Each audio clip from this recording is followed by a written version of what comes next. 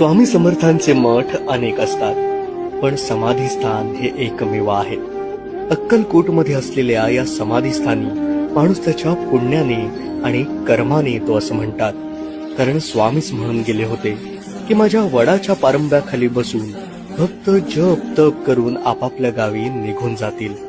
असं ते कित्येक वर्ष करतील. ज्या दिवशी त्यांचे कर्म शुद्ध होतील, पाप नाहीसे होतील, त्या दिवशी ते या समाधीस्थळी येतील आणि याचं महत्व जाणतील. स्वामी पहिल्यांदा अक्कलकोटला आले ते या चोळप्पा महाराजांच्या घरी.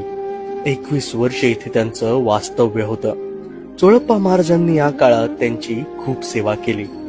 स्वामींच्या प्रस्थानाच्या वेळी चोळप्पांच्या भक्तीवर प्रसन्न झालेल्या स्वामींनी तुला काय हवं असं मागितलं. तेव्हा त्यांनी मागितलं की मला पैसा संपत्ती यापैकी काही नको, तुमची समाधी माझ्या घरी